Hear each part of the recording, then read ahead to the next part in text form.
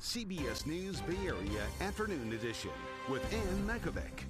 Thanks for joining us this Monday. We are approaching President Trump's first 99 days in office, and the crackdown on immigration has obviously been a key element. Natalie Brandt has more on the latest ramp up aimed at rounding up undocumented immigrants and the fear in some California communities.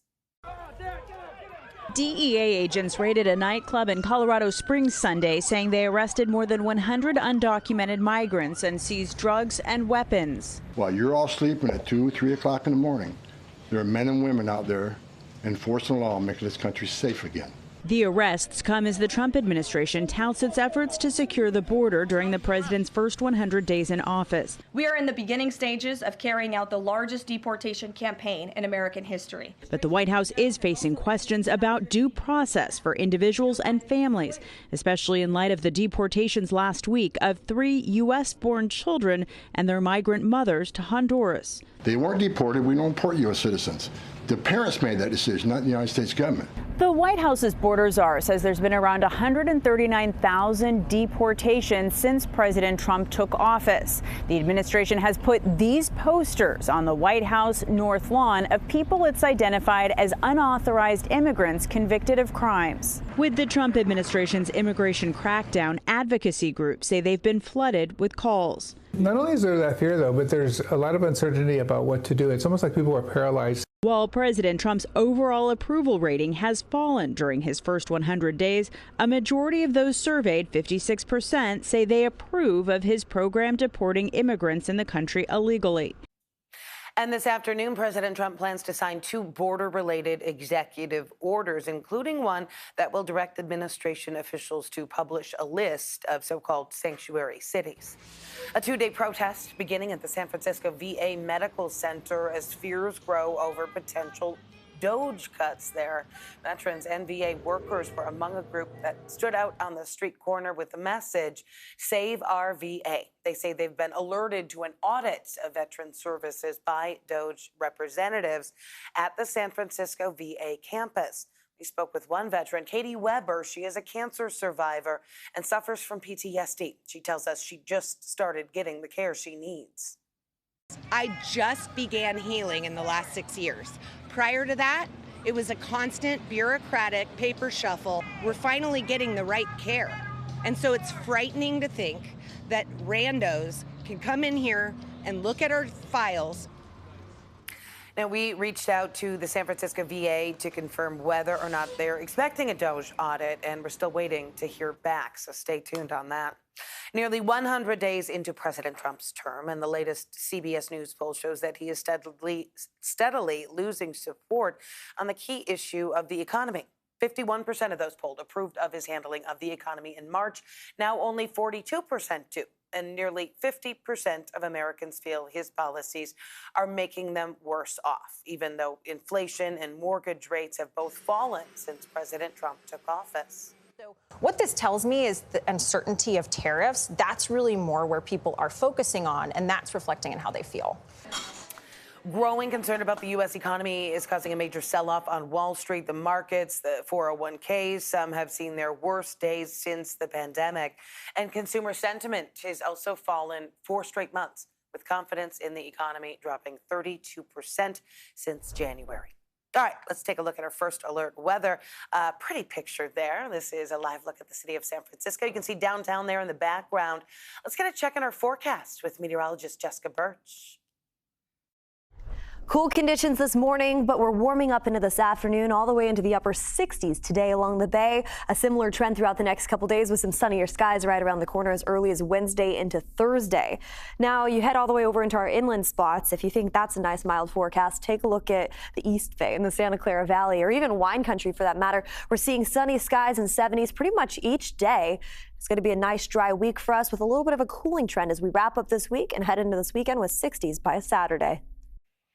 Well, today, the San Francisco Sheriff plans to announce the restart of electronic monitoring for criminal defendants who are awaiting trial. There's been some back and forth here. A federal judge said deputies could not search criminal defendants without a warrant, but the sheriff says those searches are essential for public safety. Now, an appeals court has reversed the previous ruling. A cybersecurity conference called RSA starting today at Moscone Center. Security experts and innovators talking about the latest technology and evolving threats. The RSA conference runs through Thursday. Teachers in Oakland voted to authorize a one-day strike that could take place this Thursday. The union says the district leadership is not being transparent about finances and is making up a budget crisis to justify laying off teachers. Our Lin has the latest in a growing discord. Roughly 34,000 students attend Oakland public schools. Parents say while the one-day strike would be a big disruption, many support their teachers. For OUSD parent Rachel Kennan, it's a feeling of not again. OUSD should be ashamed of creating a school environment where kids can't count on school taking place.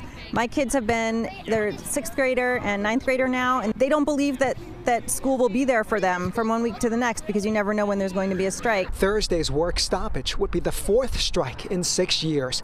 OUSD teachers walked out in 2023, 2022, and 2019. We need to be able to count on the schools to be open on school days so that we know where our kids are and we don't need to interrupt our jobs. We don't need to change our lives around when our kids should be at school learning. The Oakland Education Association, or OEA, says the strike is over unfair labor practices and would fall on May 1st, International Workers' Day. The union accuses the district of failing to provide financial information about recent budget cuts. The district was facing a multi-million-dollar deficit and issued about 100 layoff notices.